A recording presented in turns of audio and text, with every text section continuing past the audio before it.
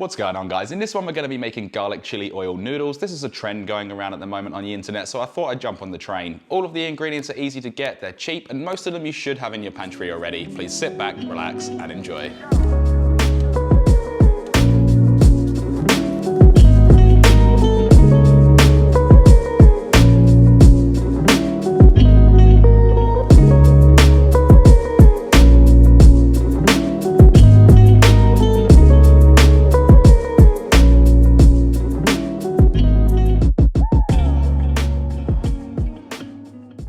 Alright guys, starting this off, place a saucepan filled with water over a high heat and bring this to a boil.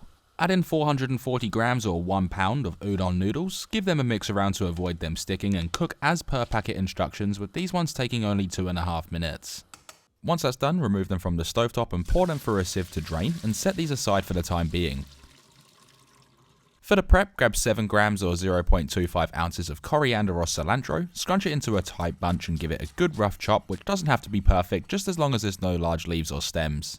Next, with 1 spring onion or scallion, let's slice off the root end and save that piece for a stock. Separate the white root end from the green stems, then with the root end very thinly slice it into nice small pieces to make it easier to eat, and that way we're not biting into large chunks of onion. With the green stems, these can also be very thinly sliced, but doing so on a slight angle to create diamond or oval shaped pieces, and this part is going to mainly be used as a garnish.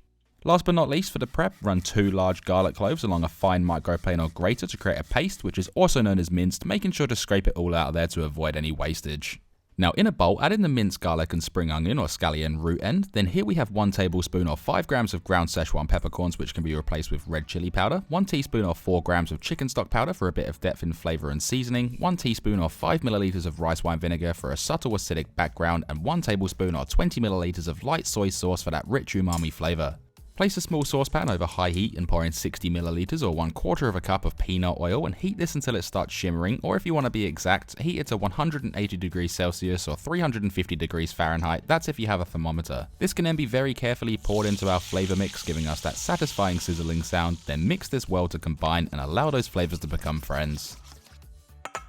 Tip in the drained udon noodles, then we can freshen this up with our roughly chopped coriander or cilantro, as well as the thinly sliced green stem spring onion or scallion, also adding in either black or white sesame seeds to use up any ingredients in our cupboard. This can then be given a really good mix, ensuring the noodles all lathered up in that garlic chili oil, leaving us with something that looks like this.